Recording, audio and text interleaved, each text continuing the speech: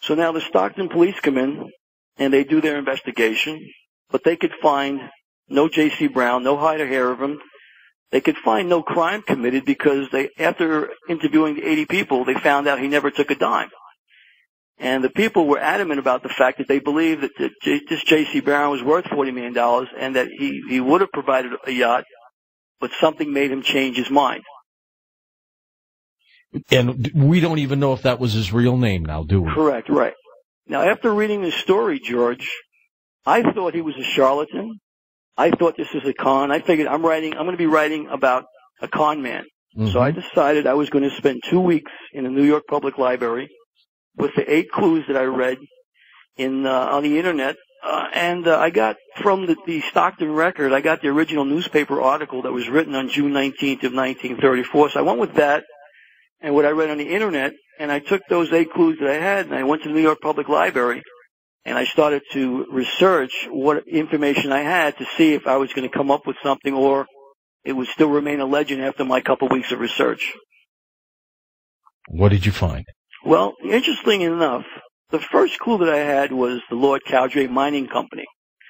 So I decided to see if there was a man by the name of Lord Cowdray. Lo and behold, I Googled the name. There was a Lord Cowdray. Initially, his birth name was Sir Wheatman Pearson. Now, Wheatman Pearson is now the Pearson Company. I believe they're Penguin Books. They were they're a big old conglomerate. And I said, well, wait a minute. I've got the guy. And then I looked a little further, George. I said, well, let me see the age. Well, J.C. Brown was supposedly about 79 years old when he arrived in the office of the editor in 1934. 79? He was way up there. Stay with us, Stephen. We're going to come back, finish up the rest of our story with you, and then we'll take phone calls with you, too, because I'm sure you're fascinated with the Mount Shasta story. We'll be back.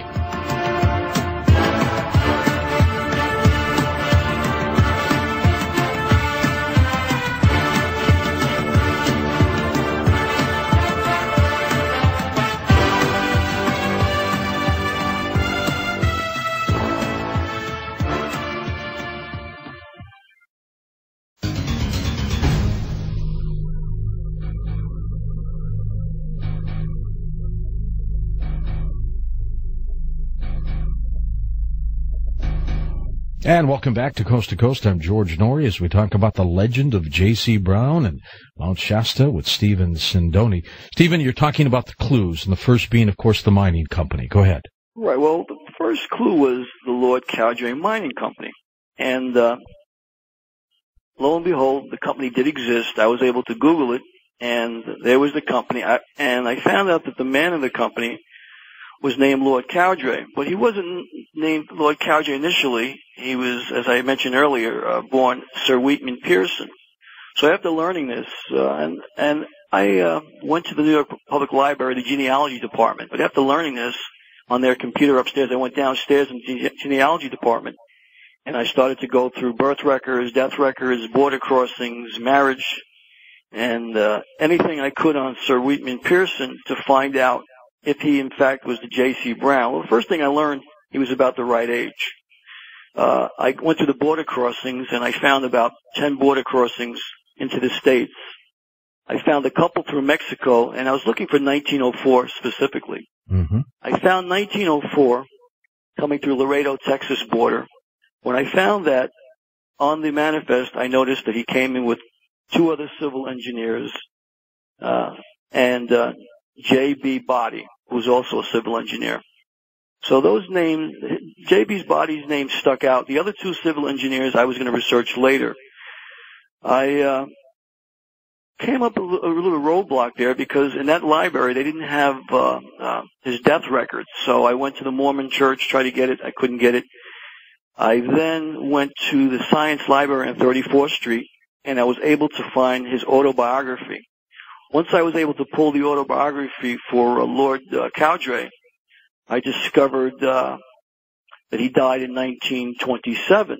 So now that kind of put me at an obstacle course because the man I'm looking for shows up in 1934. Mm-hmm. So I go back to the counter and I ask a woman by the name of Marguerite Nealon, who works there at the Science Library at 34th Street, if she could find me a book on the American Society of Civil Engineers, because in the autobiography of Lord Cowdray, it mentioned he was a civil engineer. And I'm thinking, well, whoever this man is has to be a civil engineer, because Lord Cowdray came in 1904, just like the man in the legend J.C. Brown claims.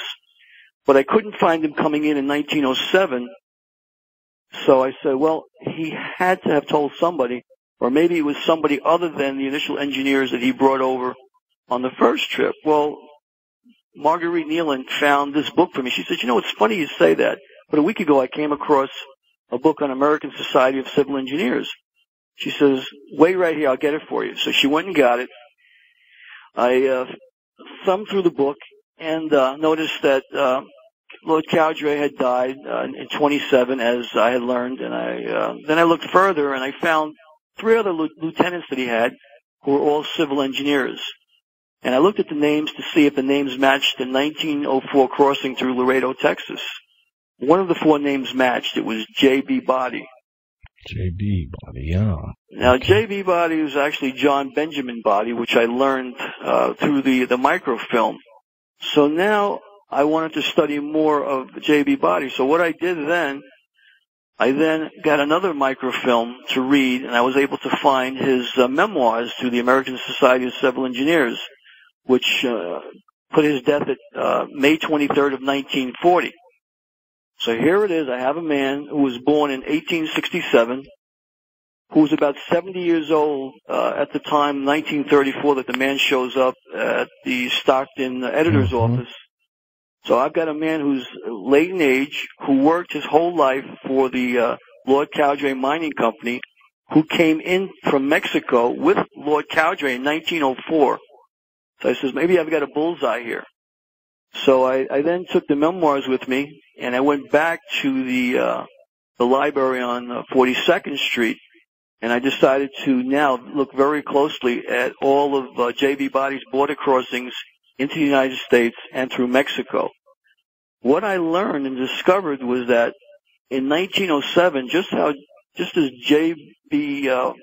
J.C. Brown had claimed that he had found the treasure on the second trip up to Mount Shasta, when I went through J.B. Body's second border crossing through Laredo, Texas, I found him coming into the country with 3 other engineers that were working with him in Mexico for the Lord Cowdray Mining Company.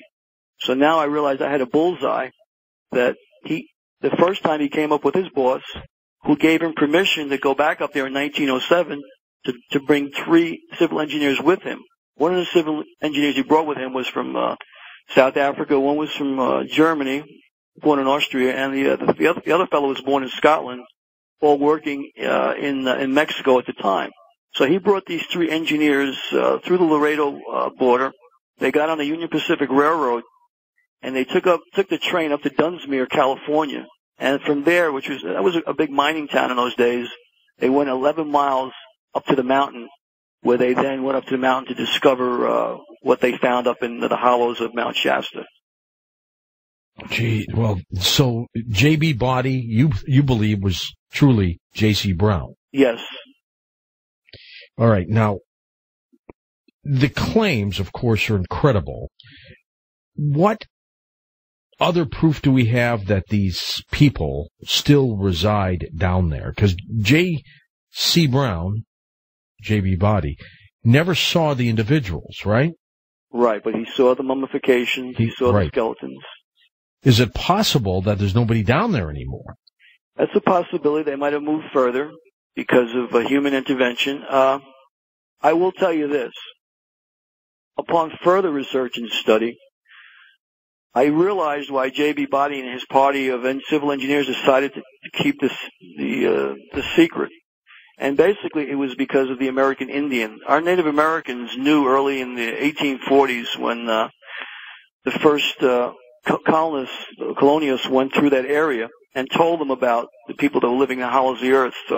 In 1851, Reddick McKee, one of our colonels from the United States Army, and this is documented by his official recorder. The guy's name was George Gibbs, and you can look this up. This is on record. You can Google this.